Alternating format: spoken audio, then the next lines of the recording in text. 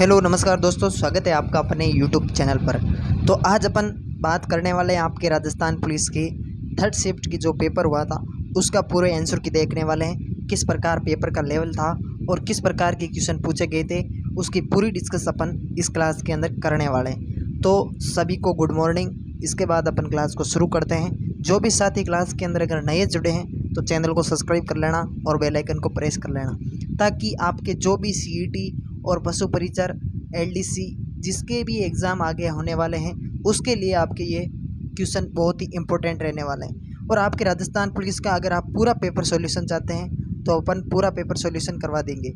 अगर इसकी आपको पीडीएफ लेनी है तो आप हमारे टेलीग्राम ग्रुप पर जुड़ सकते हैं। आपके डिस्क्रिप्शन बॉक्स में हमारे नंबर दिए गए हैं, उस पर आप मैसेज करके हमें बता दें, हम आपको पूरा पेपर उपलब्ध करवा देंगे। क्योंकि इसके अंदर आपके 150 जो क्वेश्चन रहते हैं तो 150 क्वेश्चन अपन पूरा सॉल्यूशन करवाएंगे, थोड़ा ज़्यादा टाइम लगेगा। इसलिए हमने सोचा कि आगामी भर्तियों के अंदर पशु परिचर में साइंस और राजस्थान जीके ज़्यादा पूछा जाता है, तो उसका अपन अच्छे से आपके बताने वाले कि राजस्थान पुलिस के अंदर किस प्रकार क्वेश्चन पूछे गए हैं। और वैसा का वैसा पैटर्न आपके सेम पशु परिचर और एलडीसी अन्य भर्तियों के अंदर रहता है। तो आप देख सकते हैं किस प्रकार के क्वेश्चन पूछे गए हैं। अगर आप ये क्वेश्चन अच्छे से कर रहे हैं तो आपकी तैयारी बहुत अच्छी है, आपका सिलेक्शन निश्चित होने वाला है। आप पशु परिचर के अंदर भी अच्छा स्कोर करना चाहते हैं, हमारे साथ रोजाना लाइव जुड़े, हम आपको इंपॉर्टेंट क्वेश्चन देते रहेंगे। तो अपन क्लास को बिना टाइम खराब किए शुरू करते हैं। क्लास को अंत तक जरूर देखना, बहुत ही वेरी इंपॉर्टेंट क्वेश्चन है जो अपन देखने वाले हैं। अगर आपको इसकी मैंने पहले ही बताया कि अगर आप पीडीएफ चाहिए तो हमारे टेलीग्राम ग्रुप पर जरूर जुड़ जाना। डिस्क्रिप्शन बॉक्स में लिंक दिया गया है, आप हमें व्हाट्सएप पर मैसेज करें, आपको पूरी पीडीएफ उपलब्ध हो जाएगी। तो अपन शुरू करते हैं क्लास को। पृथ्वी की भूमि में कितने महाद्वीपों के अंदर जो विभाजित किया गया, आपको बताना है कि पृथ्वी में कितने महाद्वीप हैं, 5, 6, 7 या फिर 8 महाद्वीप कितने हैं? जल्दी से इसका कमेंट करके। बहुत ही सिंपल और अच्छे अच्छे क्वेश्चन है जो पूछे गए हैं। तो महाद्वीप कितने हैं? 7 महाद्वीपों के अंदर। ऑप्शन नंबर आपके हो जाएगा सी आंसर, इसका राइट आंसर हो जाएगा। अपन थोड़े टाइम के अंदर ये पूरा पेपर सॉल्व करेंगे, तो फटाफट इसके आपको आंसर बताते चलते हैं और आप भी साथ में प्रयास करना कि आपको कितने क्वेश्चन आ रहे हैं। प्लेनेट मार्स का वायुमंडल में अधिकतम रूप शामिल है, हाइड्रोजन, क्लोरीन, नाइट्रोजन या फिर कार्बन डाइऑक्साइड। तो प्लेनेट मार्स का वायुमंडल में अधिकतम रूप शामिल पूछा है, प्लेनेट मार्स का पूछा है ना, तो प्लेनेट मार्स का हो जाएगा आपके CO2 यानी कि carbon dioxide. Option number D इसका राइट आंसर हो जाएगा। अगर आपको वायुमंडल के अंदर पूछे कि सर्वाधिक मात्रा में कौन है तो आप सभी को बताएं नाइट्रोजन हो जाएगा। अगला क्वेश्चन देखिए, पृथ्वी को उत्तरी और दक्षिण गोलार्ध में क्या विभाजित करता है, या कौन विभाजित करता है? आपको बताना है कि पृथ्वी को उत्तरी और दक्षिणी गोलार्ध में क्या विभाजित करता है। घूर्णन अक्ष, भूमध्य रेखा, उत्तरी ध्रुव या दक्षिण ध्रुव। तो आपके पृथ्वी को उत्तरी और जो आपके दक्षिण गोलार्ध है उसमें आपको कौन विभाजित करता है? वो आपके भूमध्य रेखा। भूमध्य रेखा ऑप्शन नंबर क्या हो जाएगी? ऑप्शन नंबर बी इसका राइट आंसर हो जाएगा। अगला क्वेश्चन है, लोहे का शुद्ध रूप क्या है? लोहे का शुद्ध रूप बताना है आपका, ढलवा लोहा, इस्पात, कच्चा लोहा या फिर पिटवा लोहा।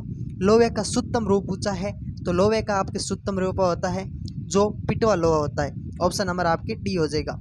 बहुत ही अच्छे क्वेश्चन है, साइंस के क्वेश्चन आ रहे हैं। ऐसा का ऐसा लेवल आपके पशु परिचर और एलडीसी एग्जाम, जो भी कंपटीशन एग्जाम आपके आगे में होने वाले हैं उसके अंदर सीईटी के अंदर भी ऐसा कैसा साइंस का लेवल रहने वाला है। तो इसमें देखिए अगला क्वेश्चन कि निम्नलिखित में से भौतिक, विद्युत और चुंबकीय प्रकाशीय क्षेत्र में एकीकरण में करने का श्रेय किसे दिया जाता है? भौतिक के विद्युत, चुंबकीय और प्रकाशीय क्षेत्र का एकीकरण करने का श्रेय किसे दिया जाता है? James Clerk, Maxwell, Michael Faraday, हरीश कंसन ओस्टेड या आइजैक न्यूटन। तो किसको दिया जाता है? जेम्स क्लर्क, मैक्सवेल को। किसको दिया जाता है? मैक्सवेल को। ऑप्शन नंबर आपका ए हो जाएगा। अगला क्वेश्चन है, रिस्ट्रिक्शन एंजाइम की खोज किसने की थी? वेरी इंपॉर्टेंट क्वेश्चन है, बहुत ही अच्छा क्वेश्चन है। रिस्ट्रिक्शन एंजाइम की खोज किसने की थी?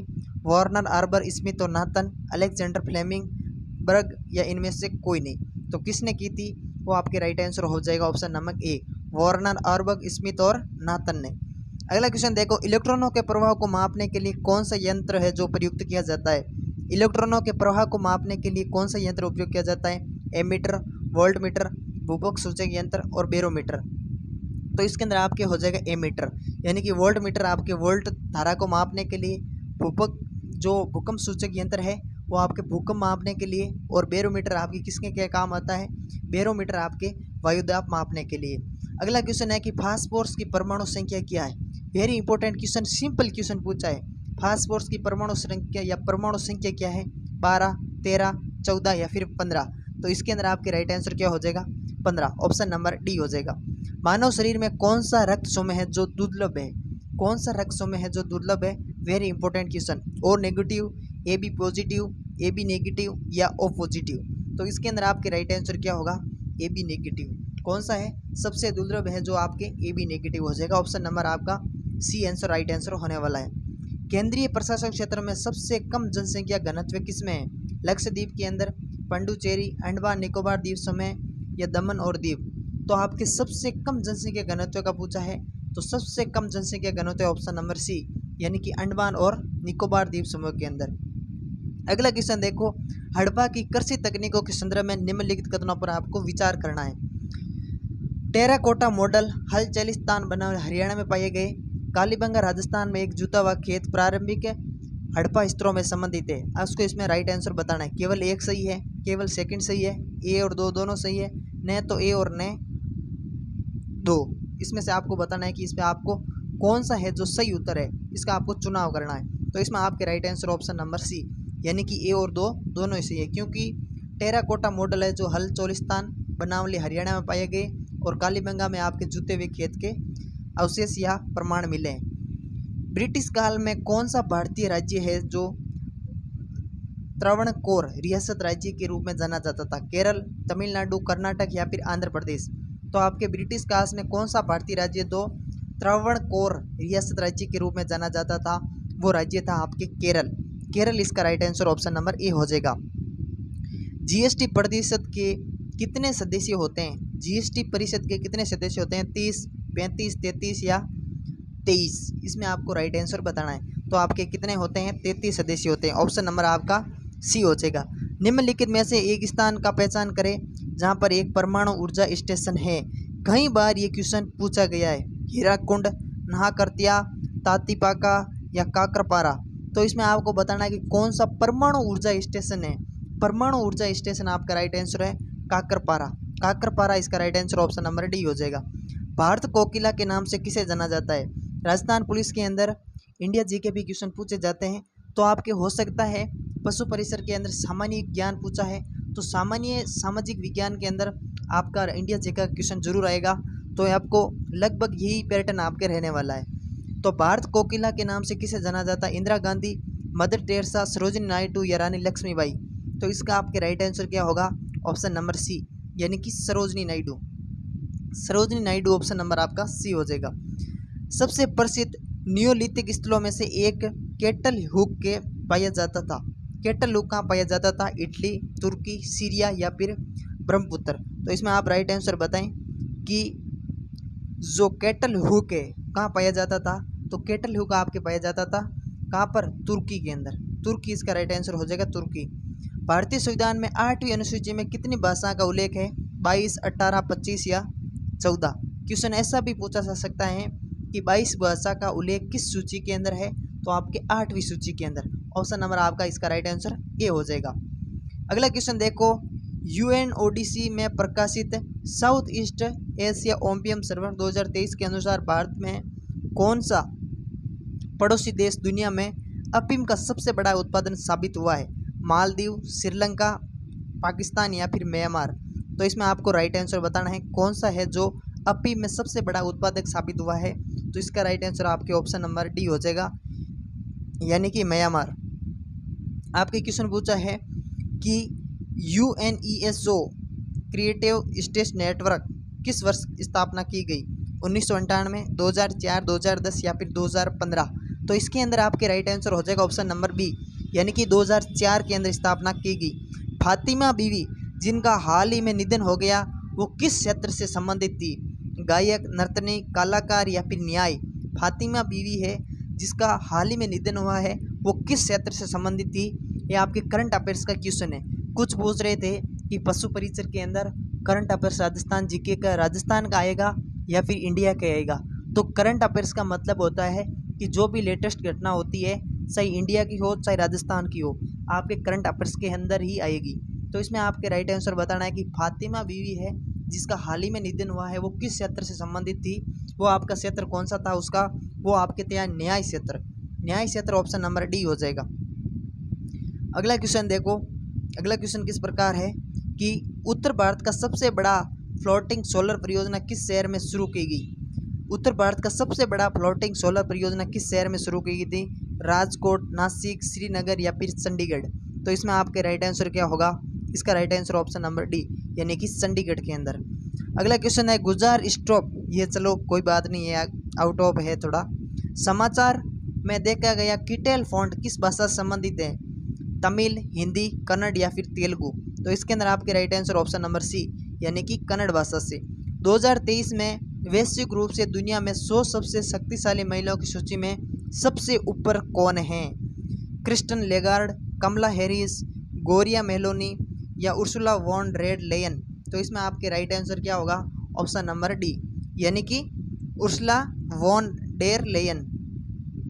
भारत में कौन सी सरकारी योजना सूक्ष्म उद्यमों को स्थापित के लिए महिलाओं को वित्तीय सहायता प्रदान करती है।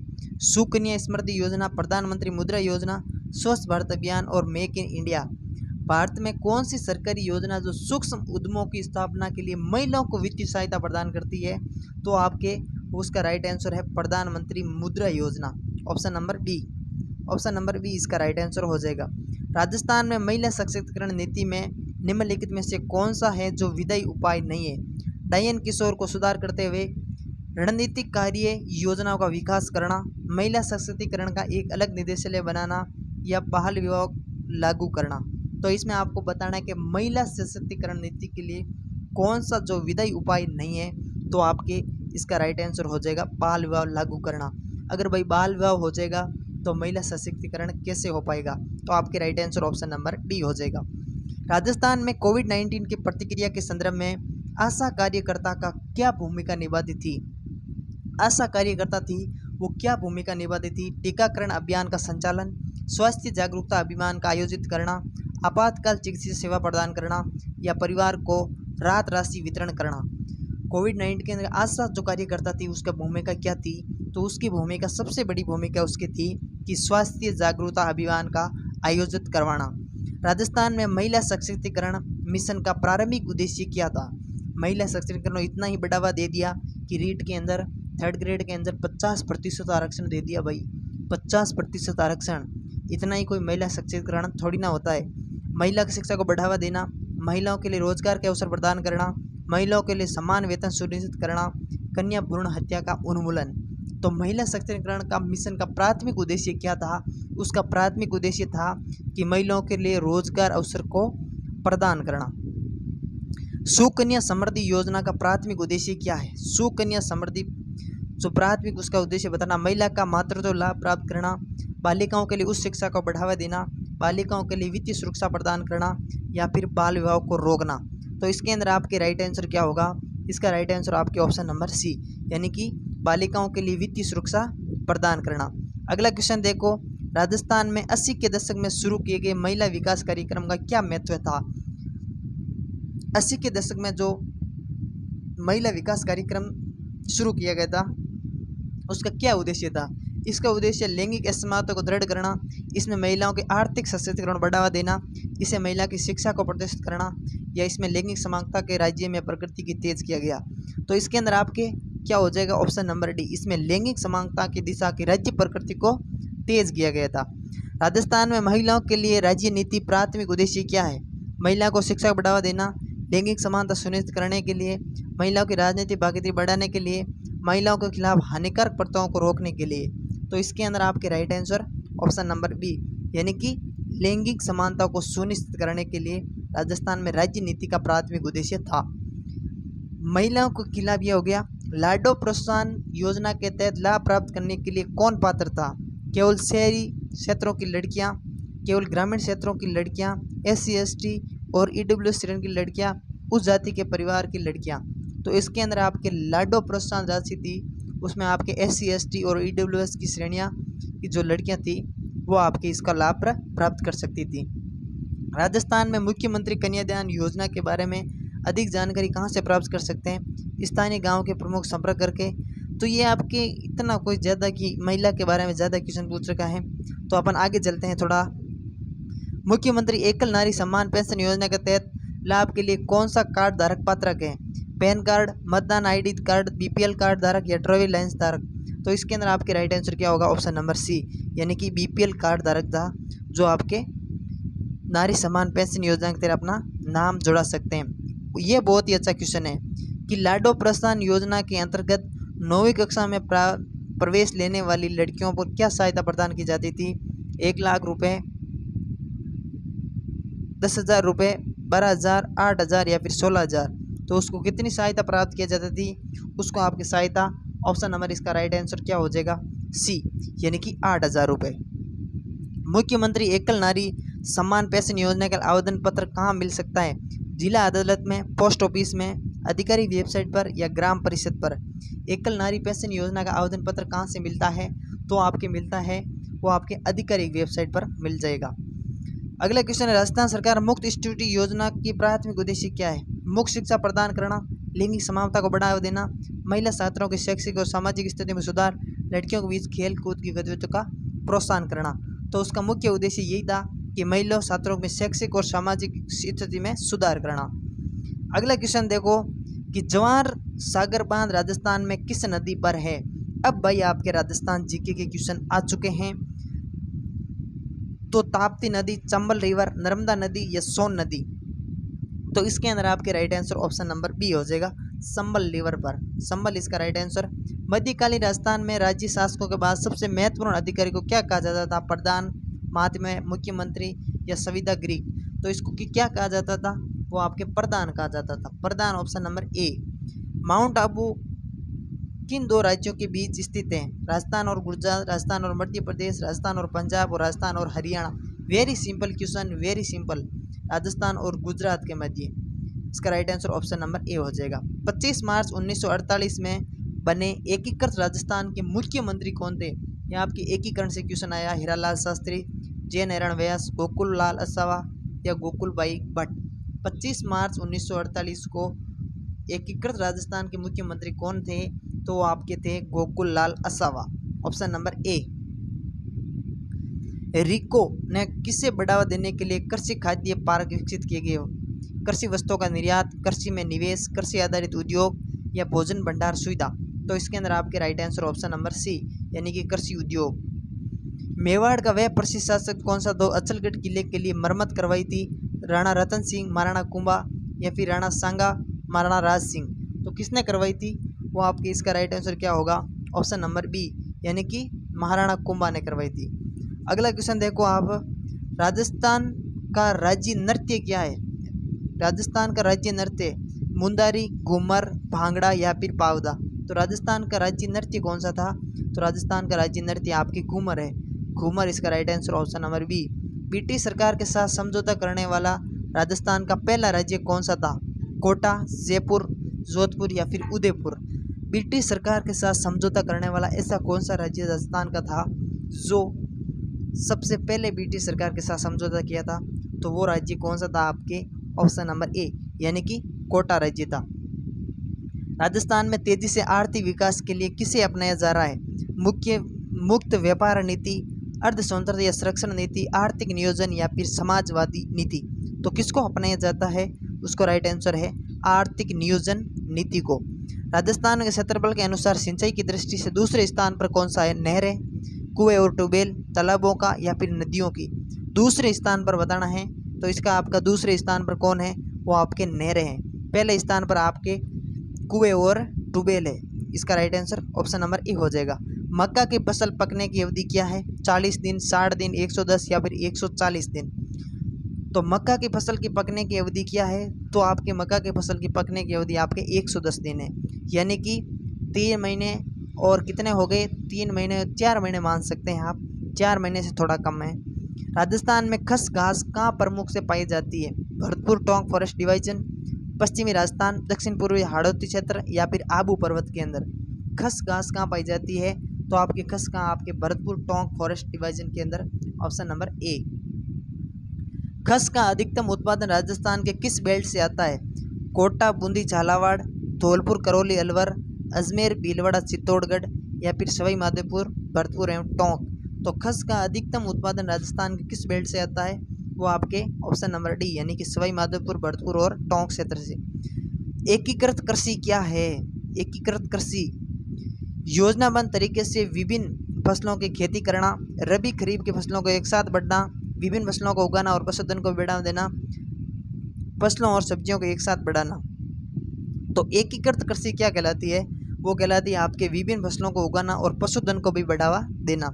राजस्थान के किस जिले में सर्प अभयारण्य स्थित है? बीकानेर, भीलवाड़ा, कोटा या फिर उदयपुर? सर्प अभयारण्य आपके कोटा के अंदर है। राजस्थान का कौन सा जिला जो भौगोलिक, सामाजिक और राजनीतिक सीमाओं में उत्तर प्रदेश और मध्य प्रदेश को साझा करता है? धौलपुर, सवाई माधोपुर, प्रतापगढ़ एवं बारा। तो कौन सा है? इसका राइट आंसर क्या होगा? ऑप्शन नंबर डी, यानी कि बारा ऐसा जिला है जो भौगोलिक, सामाजिक और राजनीतिक सीमा उत्तर प्रदेश और मध्य प्रदेश के साथ आपके साझा करता है। 2011 की जनगणना के अनुसार राजस्थान के किस जिले में जनसंख्या घनत्व 1000 प्रति वर्ग किलोमीटर से क्या है? कम पाया गया? जैसलमेर, बाड़मेर, जोधपुर, जैसलमेर, बाड़मेर, बीकानेर। तो इसके अंदर आपके राइट आंसर क्या होगा? इसका right answer option number B, यानी कि जैसलमेर, बाड़मेर और बीकानेर। अकाल व वन अभिलेख पार्क किस क्षेत्र में स्थित है? तो आपके इसका राइट आंसर क्या होगा? ऑप्शन नंबर डी, यानी कि जैसलमेर। अब थोड़ा जल्दी जल्दी चलते हैं। राज्य में सोना किस जिले में उत्पन्न होता है? झुंझुनू, राजसमंद, उदयपुर या फिर सिरोही? तो इसके अंदर आपके राइट आंसर हो जाएगा झुंझुनू। अगला क्वेश्चन देखो, फल उत्पादन के मामले में राजस्थान का पहला जिला कौन सा है? हनुमानगढ़, झालावाड़, गंगानगर या फिर बीकानेर? फल उत्पादन के मामले में राजस्थान का पहला जिला तो आपके है Sri Ganganagar. Sri Ganganagar option number C हो जाएगा। राज्य विधानसभा के सदस्य की न्यूनतम आयु क्या है? 25 वर्ष, 26 वर्ष, 21 वर्ष या फिर 18 वर्ष? राज्य विधानसभा के सदस्य की न्यूनतम आयु कितनी होती है? तो न्यूनतम आयु उसकी 25 वर्ष। 25 वर्ष ऑप्शन नंबर ए। राजस्थान में अमेरिका कॉटन किस जिले में उत्पन्न होता है? अमेरिका कॉटन श्री गंगानगर, सिरोही, जोधपुर या फिर भरतपुर? तो अमेरिका कॉटन किस जिले के अंदर होता है? वो आपके श्री गंगानगर में ही होता है। निम्नलिखित में से किस अवधि में प्लान हॉलीडे कहा जाता है? प्लान हॉलीडे कहा जाता है 1953, 1960 से 63, 1966 से 1977? तो इसके अंदर आपके राइट आंसर हो जाएगा ऑप्शन नंबर सी, यानी कि 1966 से 69। राजस्थान लोक सेवा आयोग के अध्यक्ष में कौन सस्पेंड कर सकता है? तो कौन सस्पेंड कर सकता है?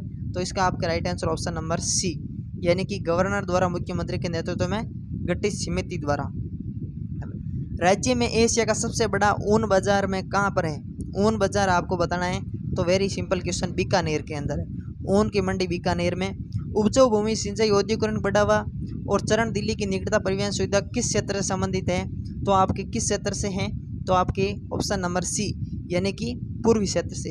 अपन जल्दी जल्दी क्वेश्चन करेंगे क्योंकि वीडियो थोड़ा लंबा होता जा रहा है। राजस्थान का सबसे पुराना और संगठित उद्योग कौन सा है? सबसे पुराना और संगठित उद्योग कौन सा है? तो आपके सूती वस्त्र उद्योग, ऑप्शन नंबर सी। मानव अधिकारों की पहली घोषणा कब की गई? तो आपकी कब की गई थी? ऑप्शन नंबर ए, यानी कि 1948 में। जिला स्तर व राज्य स्तर के काम के लिए जिम्मेदार अधिकारी कौन है? तो जिला स्तर और राज्य स्तर के काम के लिए जिम्मेदार अधिकारी कौन है? तो वो आपके जिला अधिकारी है। कौन है? जिला अधिकारी। संविधान के अनुसार उच्च न्यायालय के मुख्य न्यायाधीश की नियुक्ति का अधिकार किसके पास है? तो वो किसके पास है? ऑप्शन नंबर सी, यानी कि भारत के राष्ट्रपति के पास। लोकायुक्त संस्था की स्थापित करने वाला पहला भारतीय राज्य कौन सा था? लोकायुक्त जो वो आपके महाराष्ट्र था भाई। कौन? महाराष्ट्र। मुगल काल में जिले को क्या कहा जाता था? मुगल काल के अंदर जिले को क्या कहा जाता था? तो जिले को कहा जाता था आपके सरकार। क्या कहा जाता था? सरकार। राज्य विधान परिषद में सदस्यों की न्यूनतम संख्या क्या है?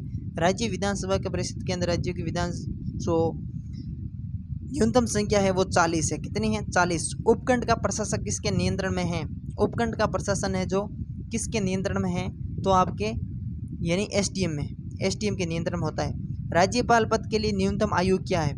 राज्यपाल पद के लिए न्यूनतम आयु 35 साल। कितनी? 35 साल। लोकपाल और लोकायुक्त अधिनियम 2013 कब लागू किया गया था? तो आपके लागू किया गया था दिसंबर 2013 के अंदर।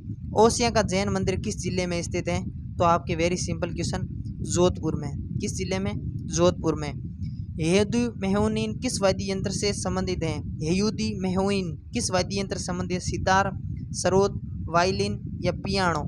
तो ये क्वेश्चन थोड़ा हार्ड क्वेश्चन है। तो इसका राइट आंसर है वायलिन। जालौर जिले में किस शहर में सुधा माता का मंदिर स्थित है? और सांचौर, रानीवाड़ा या फिर भीनमाल? तो आपके इसका राइट आंसर भीनमाल के अंदर, Bhinmal Jalore, option number D. Mathuradhish मंदिर कहाँ स्थित है? कोटा, भरतपुर, उदयपुर या फिर बीकानेर? मथुराधीश मंदिर है जो आपके कोटा के अंदर है। अगला क्वेश्चन है, किशनगढ़ पेंटिंग शैली मुख्य रूप से कौन से पेड़ पर प्रकाश डाला गया? केला, अनार, नारंगी या फिर सेव? तो इसका आपके राइट आंसर है केला। अगला क्वेश्चन देखो, सास बहू का मंदिर कहाँ स्थित है? अर्थुना, नागदा, सोमनाथ या फिर आहड़? सास बहू का मंदिर है जो आपके नागदा के अंदर। हमीर मर्द मर्दनी किसकी रचना है? हमीर मद मर्दन किसकी? जैनक, विद्यापति, जयसिंह सूरी या फिर मंडन? हमीर मद मर्दनी आपके किसकी रचना है? तो आपके इसका राइट आंसर हो जाएगा ऑप्शन नंबर सी, यानी जयसिंह सूरी की। अगला क्वेश्चन है कि नाथद्वारा का मौलिक नाम क्या था? तो नाथद्वारा का मौलिक नाम था आपके बडेला। आज का लास्ट क्वेश्चन और अंतिम क्वेश्चन, मध्यकालीन मारवाड़ में रमजोल आभूषण शरीर के किस जिले से संबंधित है? किस हिस्से से संबंधित है? पेट, नाक, पैर या फिर अंगुलियां? तो रमजोल आपके कहाँ पहने जाती है? वो आपके पैरों के अंदर, ऑप्शन नंबर सी हो जाएगा, पैर के अंदर रमजोल पहने जाती है। सॉरी, इसके अंदर आपको नाथद्वारा का मौलिक नाम क्या था? वो आपके था सियांत। क्या था? सियांत, ऑप्शन नंबर सी हो जाएगा। तो ये था आपके राजस्थान पुलिस का थर्ड शिफ्ट का पेपर जो हमने सॉल्व किया।